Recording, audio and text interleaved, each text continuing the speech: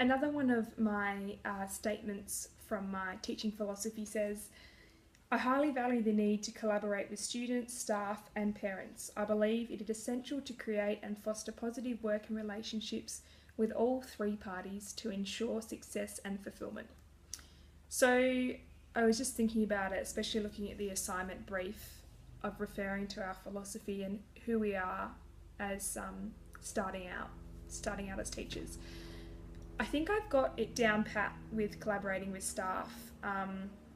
My mentor and I have a really good working relationship, um, and also the other year four teacher who's kind of like my sub mentor, I guess.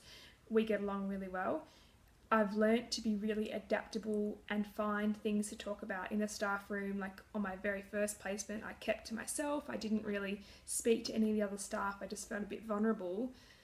That was in first year, and now in fourth year, I've made really good connections. I simply just find a key point of interest that one of the staff may have and just get them talking about themselves and try and build up that rapport. So I've become really close with the music teacher, the dance and drama teacher, some of the year two teachers, and I'm still working on the principal. She's a little bit more reserved, but I I'm doing my best to make sure that I'm collaborating with staff, and building up those relationships so that it is easier to start talking about planning or events that are happening in the school, and I don't feel like I'm being a pest asking for certain things.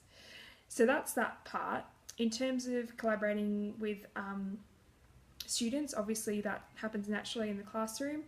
I do feel pretty connected to most of the students, although there's some that fly underneath the radar, and I raised it with my mentor. I sort of said, oh, there's a handful of students in the class that you don't really hear much from, and he sort of suggested that that does happen deliberately. Those students don't necessarily want to contribute and collaborate with the rest of the class or with me, and so that's now a point of focus for the next couple of days and my volunteer days of placement, to try and build up that collaboration and relationship with those students.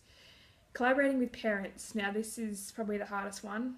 The parents at the school, I think there might be an impression that I'm not qualified enough to teach because I look young, I am young, and I'm at uni, even though they've been reassured that my mentor is in the classroom at all times and I'm teaching what would have been taught anyway. Some of them have been coming to check on students' work, and I know that this is common across all student teachers that are sort of starting out. The parents are a bit unsure, but I'm working to build up trust, and I'm more than happy for them to come into the classroom and have a look. In fact, I've sort of pulled some aside and said, hey, look, your child did this activity the other day, and let them tell you about it. They learnt a lot. Ask them questions about it. They'll be able to tell you what they did and if they enjoyed it. And I've tried to seek feedback from the students to see if they are enjoying my lessons. So hopefully they go home with a positive attitude to their parents about the lessons that I'm teaching and the content that's being taught.